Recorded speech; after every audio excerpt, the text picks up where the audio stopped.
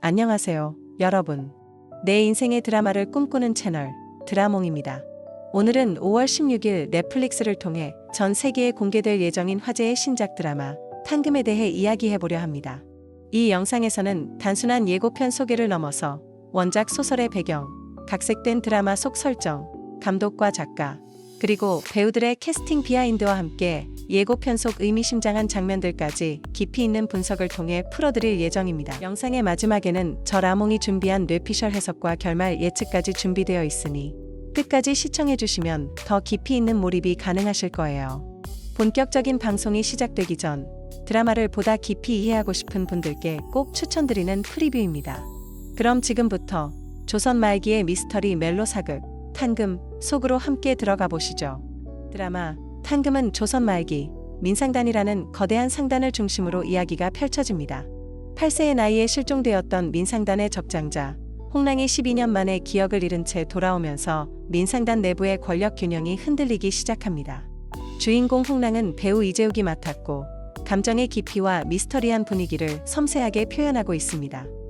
홍랑의 이복누이이자 민상단의 실질적인 후계자인 제이 역에는 배우 조보아가 출연합니다.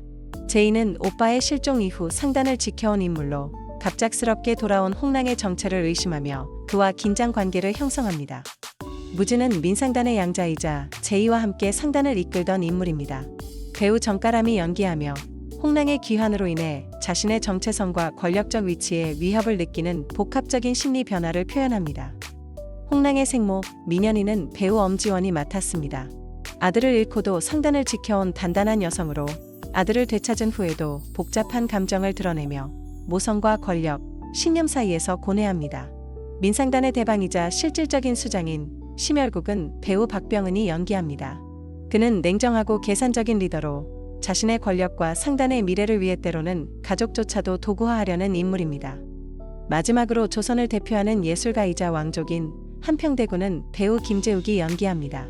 그는 정치보다는 예술에 집중하는 자유로운 영혼이지만 권력과의 경계를 넘나들며 중요한 서사축을 이끕니다. 이번 작품의 연출은 보이스, 손 더 게스트, 루카, 더 비기닝 등 장르물에서 강한 인상을 남긴 김홍선 감독이 맡았습니다. 그는 미스터리와 스릴러 요소에 감각적인 연출력을 더해 장르물에 탁월한 평가를 받고 있죠. 이번 탕금에서는 시대극이라는 장르 안에서 현대적인 템포와 감정의 결을 섬세하게 조율하며 시청자들의 몰입을 유도할 것으로 기대됩니다. 김홍선 감독의 연출은 인물 간의 긴장감을 극대화하는 프레이밍과 감정의 흐름을 세밀하게 잡아내는 카메라 무빙에서 특히 돋보입니다. 그는 인터뷰에서 탕금은 단순한 시대극이 아니라 인간 내면의 본질을 파헤치는 작품이기에 배경보다는 인물의 표정과 감정선에 집중하고 있다고 밝혔습니다. 극본은 김선아 작가가 맡았습니다. 김 작가는 정서적으로 섬세하고 인물의 내면을 깊이 있게 들여다보는 서사 구성에 강점을 가진 작가로 탕금에서는 인간의 기억과 진실, 욕망과 권력을 중심으로 이야기를 전개해 나갑니다. 특히 캐릭터 간의 대사 한 줄 한 줄이 치밀하게 계산되어 있고 말보다 시선과 침묵이 많은 장면들이 큰 감정의 울림을 전합니다. 실제 촬영지는 한국 전통의 미와 역사를 담은 지방 고택과 자연 공간이 적극 활용되었습니다. 특히 충청북도 충주와 전라남도 나주의 고택은 민상단의 본관으로 등장하며 공간 자체가 하나의 캐릭터처럼 활용됩니다. 세트장 역시 섬세하게 제작되어 시대적 고증과 미학적 완성도를 동시에 갖추고 있습니다. 촬영은 2024년 하반기부터 2025년 초까지 약 5개월에 걸쳐 진행되었으며 배우들과 스태프 간의 팀워크가 매우 좋았다는 후문입니다. 주요 배우들의 감정신이 많은 만큼 리허설 시간이 길었고 대부분 실내 촬영에서도 자연광을 적극 활용해 사실감을 높였습니다. 공개된 티저와 공식 예고편은 약 2분 분량으로 상징적 이미지와 관계의 긴장감이 농축되어 담겨 있습니다. 영상은 홍랑의 귀환이라는 하나의 사건을 중심으로 인물들의 표정, 분위기, 소품, 음악이 입체적으로 구성되어 있죠. 예고편의 첫 장면은 안개 낀 산속에서 말을 타고 등장하는 한 남자의 실루엣으로 시작됩니다. 이는 기억을 잃고 돌아온 홍랑을 암시하며 이후 그의 시점으로 펼쳐질 진실 추적을 예고합니다. 이어지는 장면에서는 민상단 대청에 앉아있는 가족들 사이에 묘한 긴장감이 흐르는데 이는 홍랑의 귀환이 환영이 아닌 혼란과 의심의 시작이라는 것을 암시하죠. 예고편 속 소품들도 매우 인상적입니다. 금으로 된 부적, 불에 타는 고문서, 전통 거울 속에 비친 인물의 반영 등은 단순한 장식이 아닌 드라마 속 상징적 장치로 작용할 수 있습니다. 거울은 정체성의 혼란, 불은 감춰진 과거의 폭로를 상징하며 금 장신구는 기억과 권력의 연결고리를 상징하는 듯합니다. 음악 역시 중요한 역할을 합니다.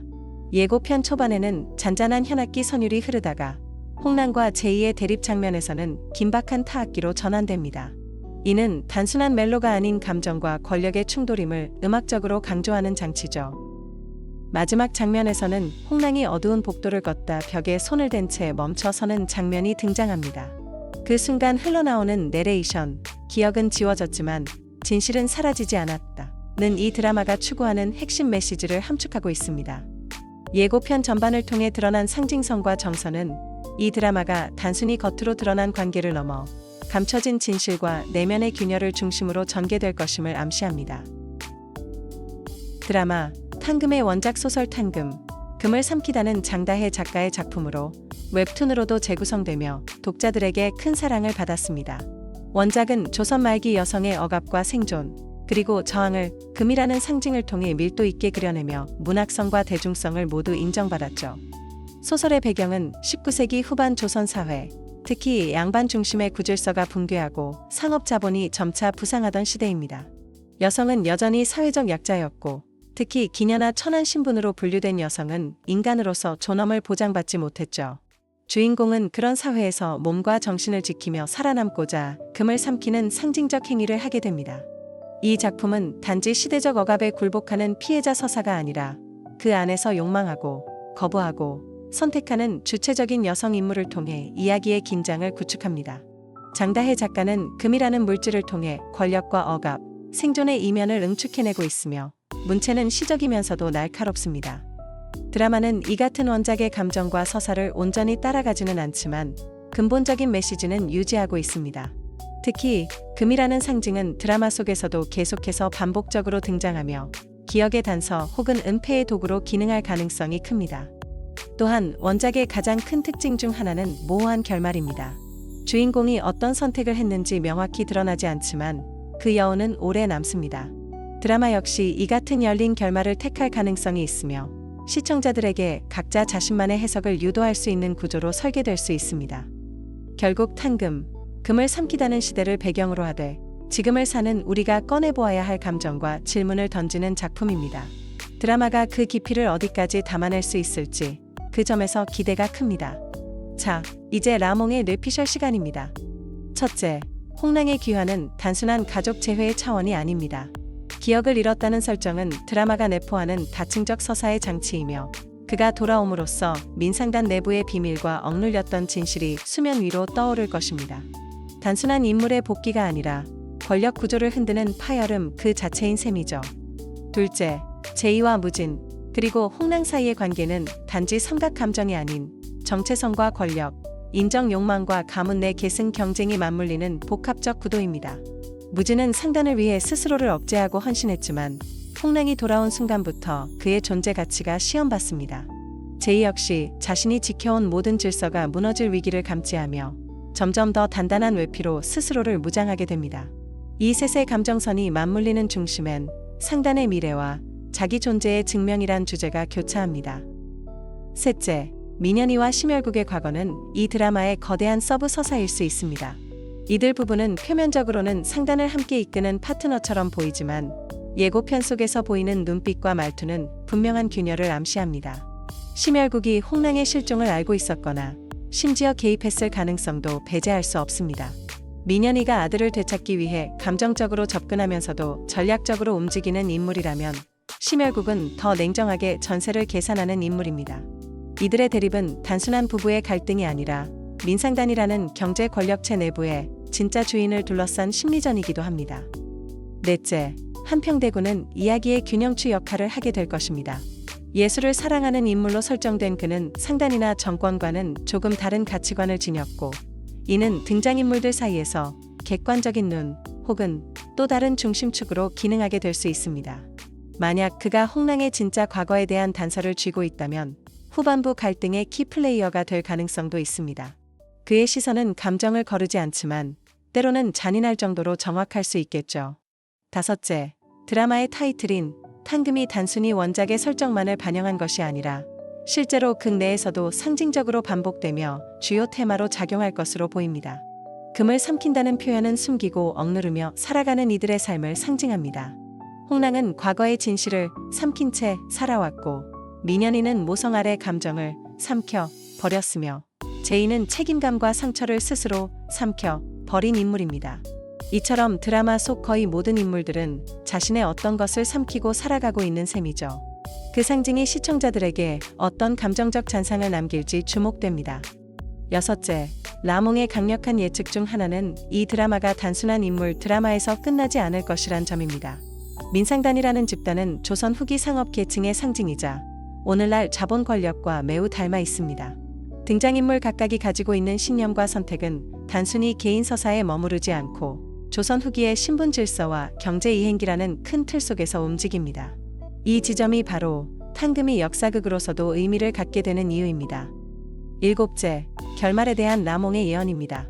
드라마는 마지막 회에서 열린 결말을 통해 시청자에게 질문을 던질 가능성이 큽니다. 진실을 밝히는 것이 모두에게 옳은가? 과거는 어디까지 복원되어야 하는가? 기억보다 중요한 것은 무엇인가라는 질문을 중심으로 결말에서 완벽한 해소보다는 긴 여운을 남기는 마무리를 택할 수 있습니다. 여러분은 어떻게 예상하시나요? 댓글에 여러분만의 뇌피셜을 자유롭게 나눠주세요. 우리 함께 이 드라마의 진실을 추적해봅시다. 지금까지 함께 살펴본 드라마 탕금 어떠셨나요? 단순한 복수극도 아니고 단순한 멜로도 아닌 시대와 권력, 예술과 기억, 가족과 진실이 얽힌 복합적 서사를 예고하고 있는 만큼 본방이 더욱 기대되는 작품입니다. 영상이 유익하셨다면 좋아요와 구독, 알림 설정까지 잊지 마시고요. 여러분의 뇌피셜과 기대평도 댓글로 남겨주세요. 라몽은 언제나 여러분과 함께 드라마의 세계를 파헤쳐 나가겠습니다. 다음 영상에서는 탕금 본방 리뷰와 더 깊은 해석으로 찾아뵙겠습니다. 지금까지 라몽이었습니다.